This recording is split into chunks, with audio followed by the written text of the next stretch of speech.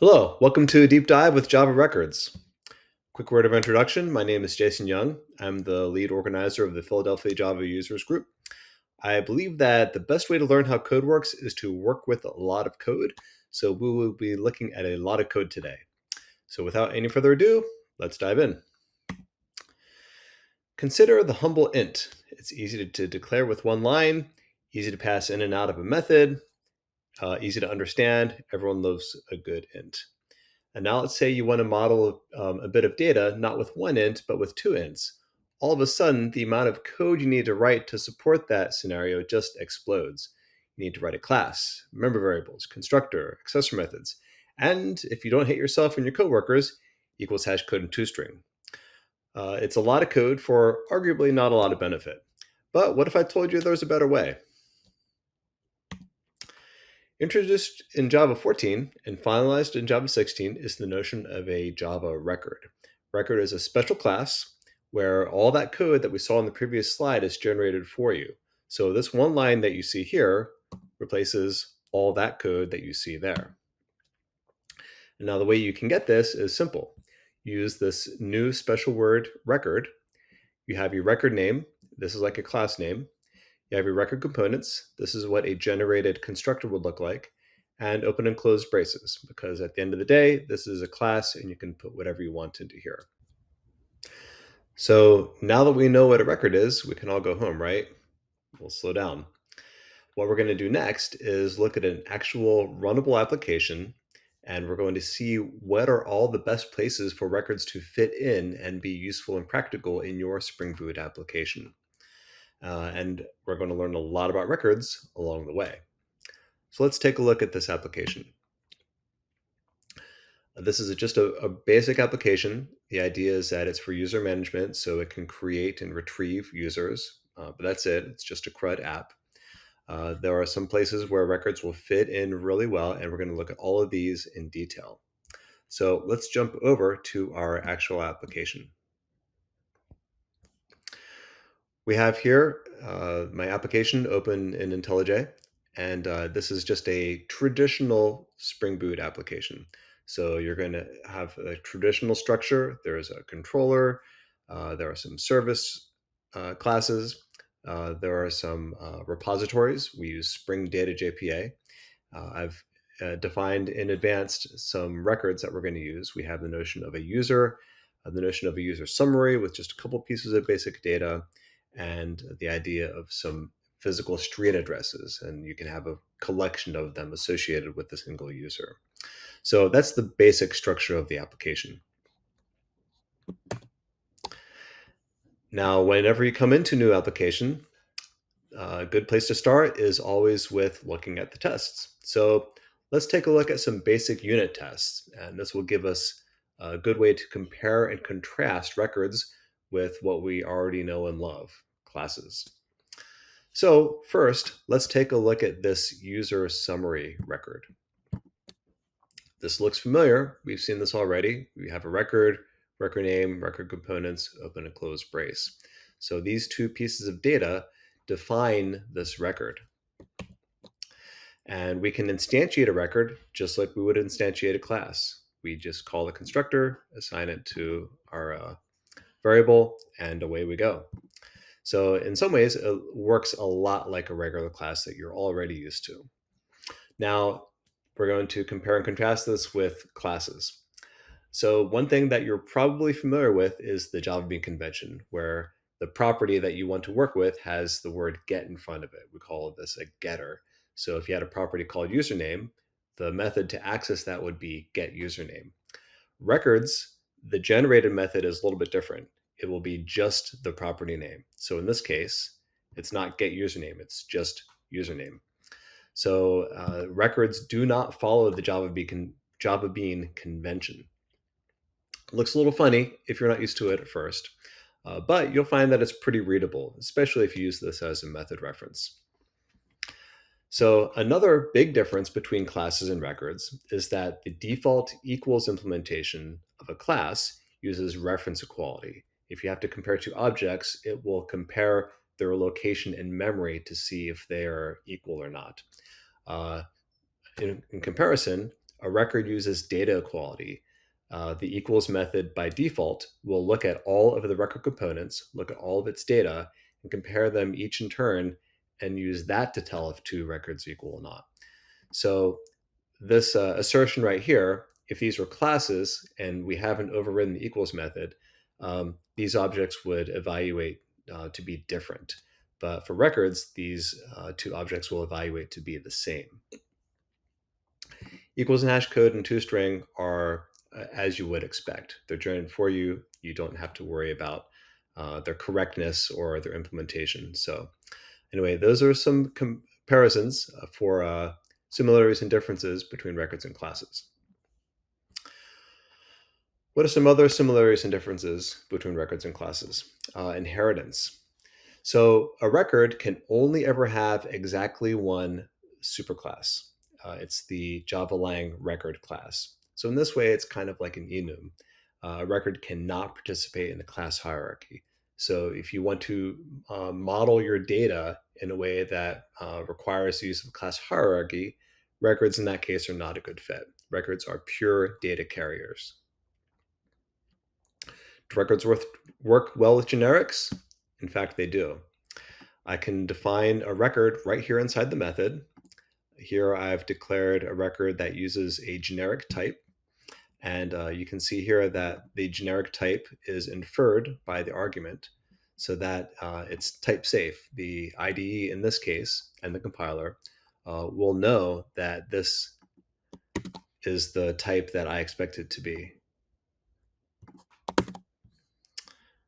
So in conclusion, yes, records work great with generics.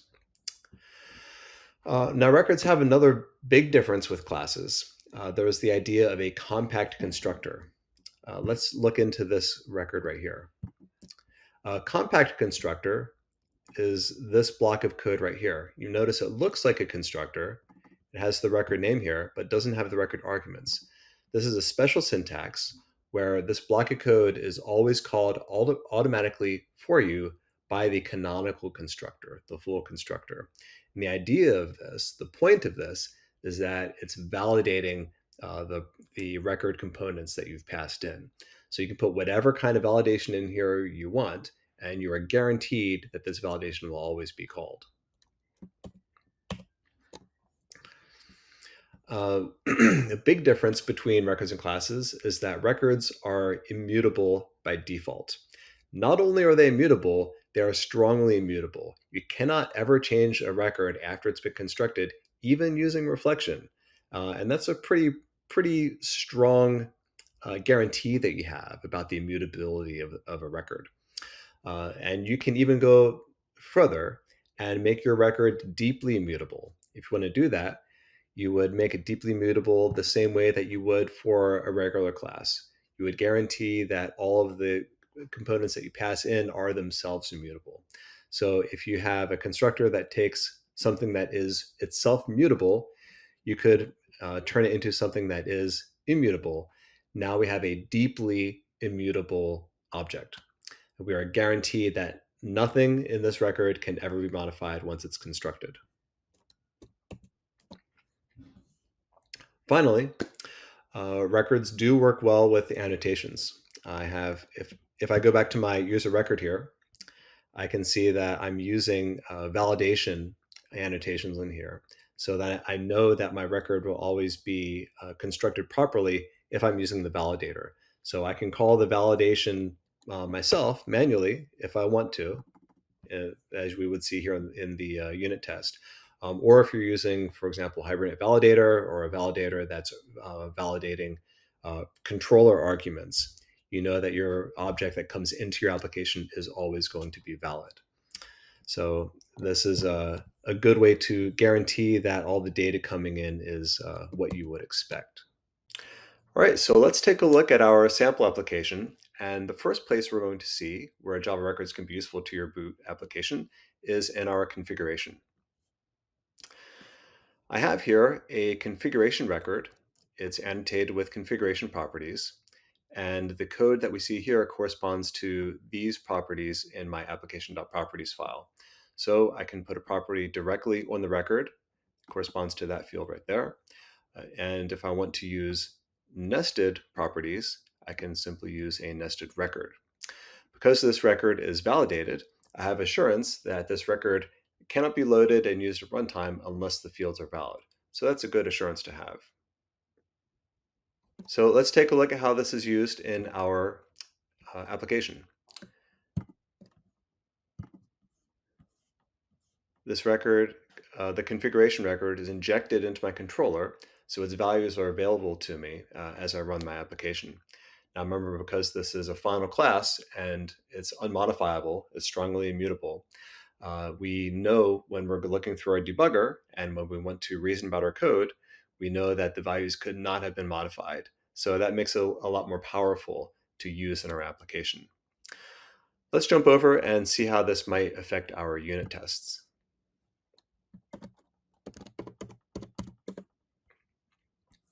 So here I have a web MVC test for my controller class that we just saw. I have my mock MVC, my mock bean for my dependencies, everything that you might recognize. One thing to note is that because we're injecting a final unmodifiable class, it might make it a little bit more tricky to mock. So if you're using Mockito, you might not be able to mock this out of the box.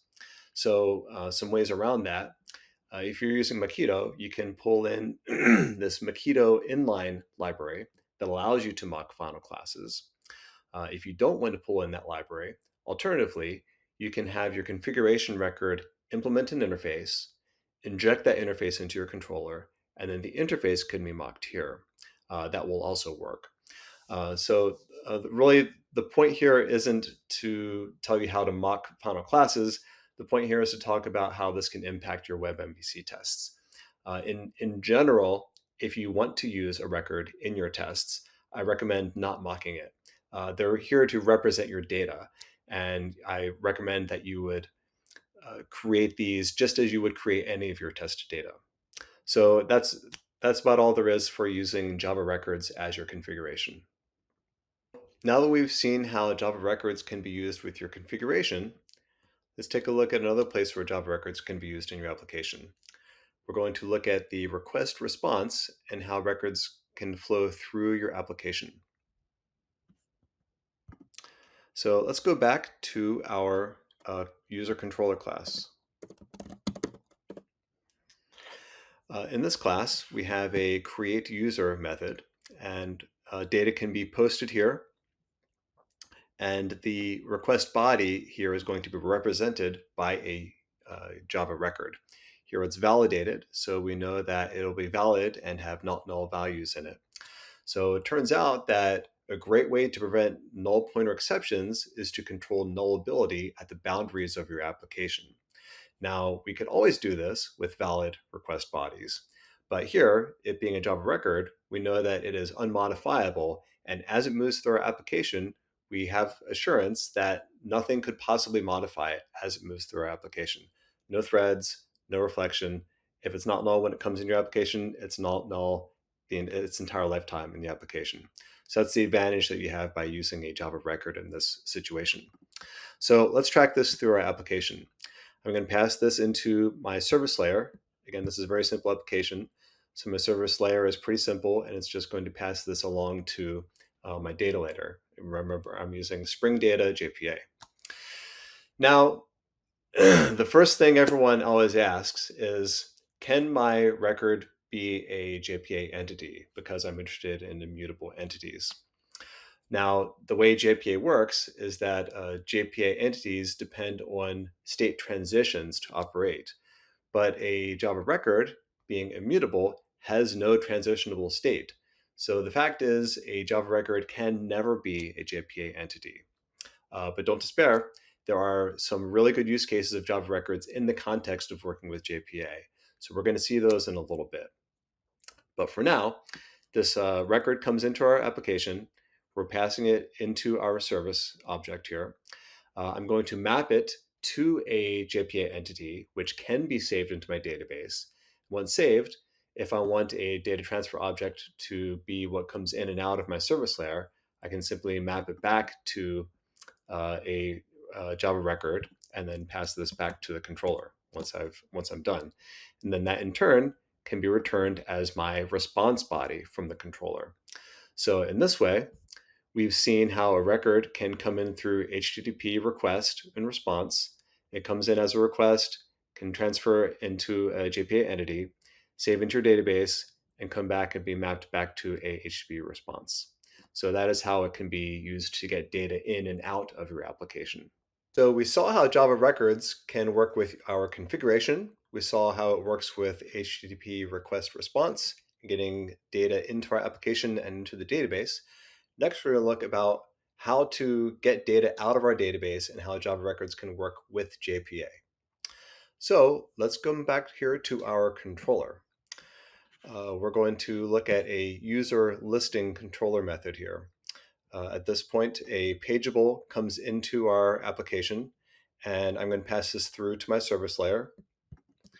What I want to get out of this is user summaries. Now, we saw this earlier. It's just a quick little slice of data, not all of my user data, just 2 pieces of information. And that's all that I need for this method, because I'm just making a list of users. So back to my pageable, this gets passed into my Spring Data JPA repository. Now let's take a look at this query. This is JPQL. Now, if you haven't seen the syntax before, this is called a JPQL constructor expression. And what this does is it allows us to embed a constructor for any object we want directly into our query. We can do this by saying new, and then fully qualified class name, and then there's the class that we want to construct. And then into this constructor, we just put the results of our query. So the advantage of this is that as data comes out of the database, Hibernate is not constructing any JPA entities. So entities and all of their associated dirty checking and state management, everything that Hibernate needs to do under the hood, that just doesn't even happen. These very simple, very lightweight Java record objects are all that you get back from this call. So it's essentially already mapped into your data transfer object, into your DTO. So this comes back out of the database. I have a page of summary data. And let's see how this comes back. This gets returned directly from the summary. And again, this can be returned directly from my controller. Again, this is really advantageous because we don't need to do any extra mapping step. The data is coming out of the database already mapped. So that's pretty convenient. Let's go back to that user repository.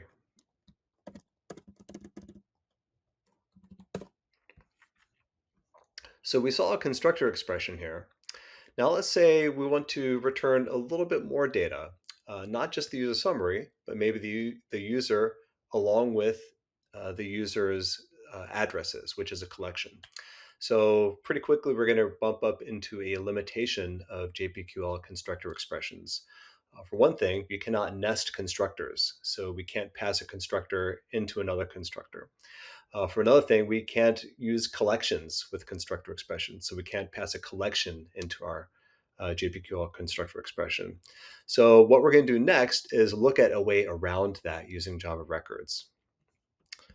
So what I have here is, instead of doing a join, where I might want to join a user table with the user address table so that I can generate that very small tree of data, instead I'm going to break that out into 2 separate queries.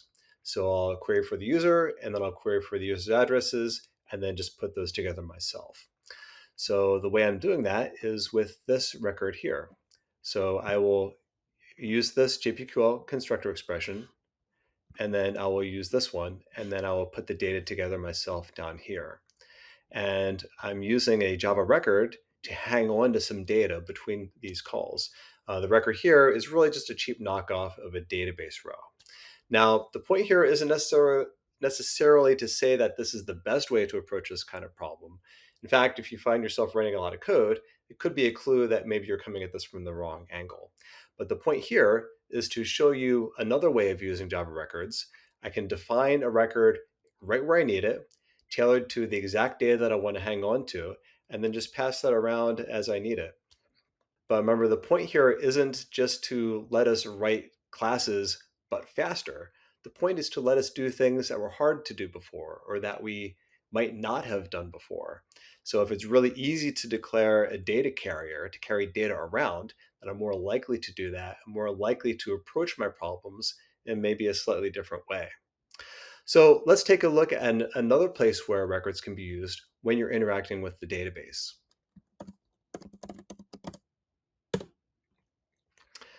I have here a data access object, and this is using row mappers. Now, this structure is exactly the same as the repository methods that we saw before. So this is just for sake of comparison. But the point here is that if you want to work with a row mapper or a result set extractor, callback handler, etc., you have a direct connection to the database and you're using, say, Spring Data JDBC. A record is a great way to carry around data because it's a data carrier. You get a lot of control about putting together your data in just the way that you want. Again, I'm declaring a Java record exactly where I need it to carry exactly the data that I want. And because I'm declaring this exactly where I need it, and it's easy to declare with just one line, I'm more likely to do something like that. And again, that's really the power of Java records. So we looked at configuration, HTTP request response, getting data in and out of your database. Next, we're going to look at how we can use records inside of your application and change the way that you write your application logic. We all know how a Java method works, right? A method can take any number of arguments. Each argument can be of a different type, but a method can only ever return exactly one thing of exactly one type. So when we make a method call, any number of things can happen. We might return the thing that we were looking for. We might find ourselves in a situation where we want to return nothing. Many people will handle that by returning null, in which case the caller needs to just know what you meant by that. Or inside the method, something might go wrong. There might be an error. And typically that's handled by throwing an exception. And then that is in turn handled by a catch block in the caller or a catch block higher up in the call stack. So those are things that we're all kind of used to by now. But as I like to say with Java records, is there a better way? Can Java records help with this situation? So let's imagine the use case where we want to handle a method that makes a network call. We'll come over here and look at some code. Here we can express an algebraic data type using sealed interfaces. Now, a sealed interface will allow us to express the idea of any one of these classes are the only ones that are allowed to implement this interface. So I can return this one interface from a method, and that one interface allows me to express any of these ideas. Express the idea of returning a successful network call, express the idea of there being a timeout, in which case I can return something that's empty instead of returning null, or express the idea of returning an error instead of throwing an exception. So this lets us, by only returning one thing of one type, we can indicate any of these scenarios happening inside of the method that's making this network call. So let's take a look at how this is actually used.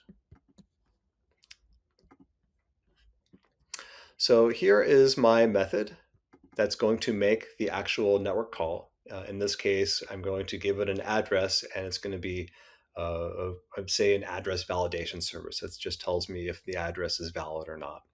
So my method makes this call, and if it returns successfully, it's a happy path. We're all happy about that, so I return success. If I get a timeout and I'm not able to return anything at all, then I return a timeout object, and this is an empty result. Or maybe something else goes wrong. I can catch an exception that came from that network call and return the error. Notice my method signature still only returns exactly one type, but I'm encapsulating the idea of any one of these situations. So how does this look from the caller's point of view? Well, the caller is going to call this method, and we're going to invoke pattern matching. This is not a pattern like a regular expression. This is a pattern on an object. So we can do pattern matching using the switch. And this is essentially an instance of. So if the return object here is an instance of my success case, then I'm going to cast it to an object of that type, and then I can work with it in a type safe way. If what came back was a timeout object, then I can cast that to an object of the correct type and handle it appropriately. Same thing for handling errors.